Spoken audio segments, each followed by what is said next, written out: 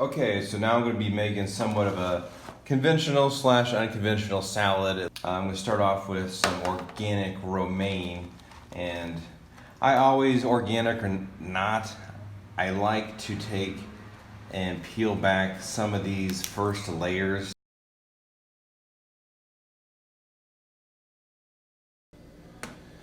And these here are broccoli sprouts. I've not grown any broccoli sprouts, but I have grown a decent amount of broccoli microgreens, which the only thing difference between a sprout and a microgreen is the duration of which time you grow it, how long you grow it, I should say.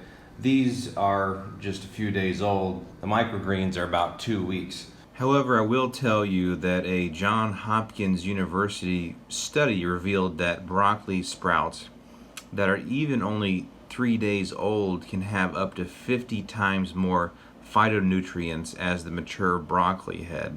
So just think how much broccoli you would have to eat in its mature form to get the same phytonutrients as just 3-day-old sprouts. And that can even grow as the broccoli grows as well, all the way up until about 2 weeks. It seems to be the cutoff point.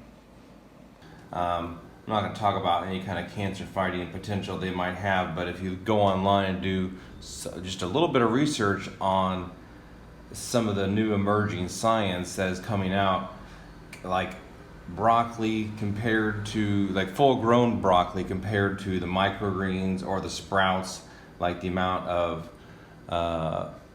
so and so fighting material found in one versus the other, it's pretty mind-boggling stuff. I'm just going to give this a nice chop before I throw it in a salad. And of course you have to have some mushrooms.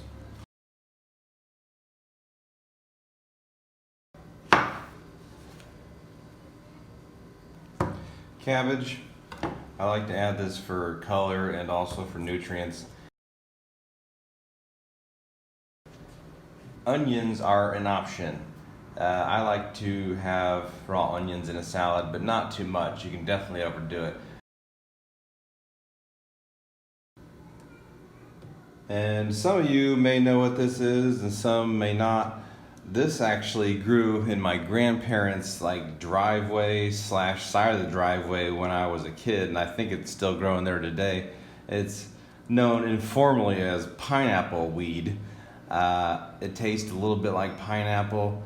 Really, in the United States, I don't think I've ever seen it in the grocery store, but it's used quite a bit down here in salads and other cooking.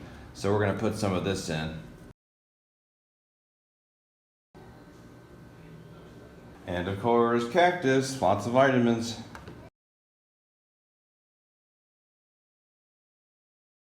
Now, I don't know if you know this, a lot of people know this. Celery actually has, when you eat celery, it's actually negative carbs, which is awesome because your body actually takes more energy to break this down than what's actually contained in here as far as sugars and carbohydrate. So this is one of the super foods for low carb dieting, for paleo, so on and so forth.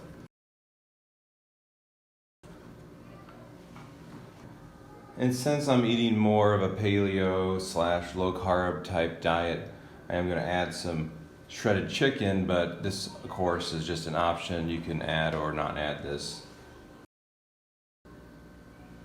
And then some carrot.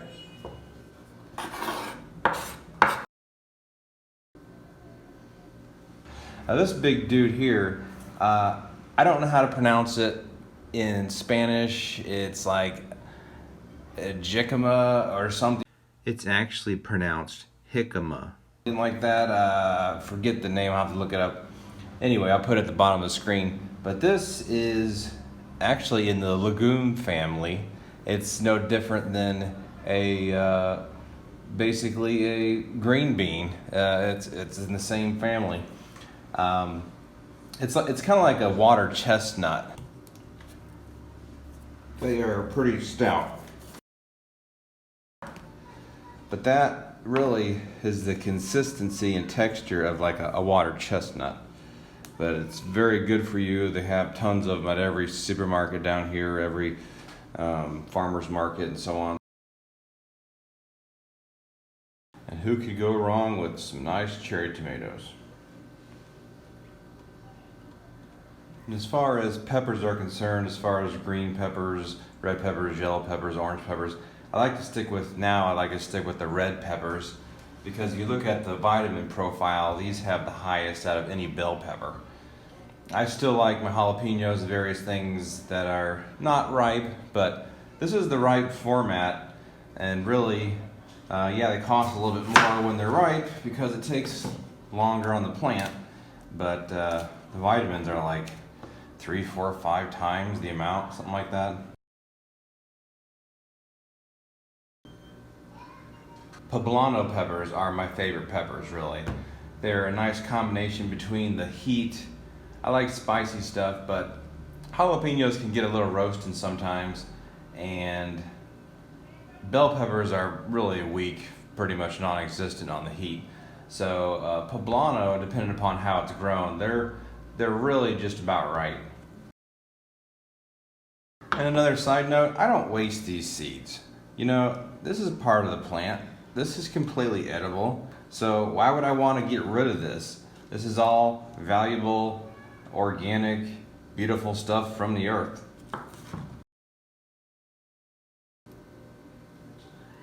And for the dressing, it's pretty simple. I'm taking 2 teaspoons of jalapenos that have been, these are actually canned, so they have a lot less heat in them. And this is per person as far as the dressing goes. And I have a bunch of guests coming over, hence why I made a lot of salad. So I'm going to take, first off, I got the jalapenos, and I'm going to take 1 lime, and I'm going to juice that lime. Then I'm going to take 4 drops of lime essential oil, put that right into here. Then I will take as much as you want, but red wine vinegar is great stuff for salads. So I'm going to put about 2 tablespoons or so of that. And then a little bit of thyme, just a little bit, a little dash. Some sea salt, or should I say Himalayan salt. A little bit of that. Stir. And that would be 1 portion of dressing. And there you have it. So the salad was a very big success. The hodgepodge tropical salad I made today. There wasn't much left after everybody was done eating. And the lime essential oil dressing, very good. The two complemented each other very, very well. So that's the end of this video. If you like my channel, please subscribe, and if you like this video, please give it a thumbs up, and until next time, we will be seeing you. Good night from Playa del Carmen, Mexico.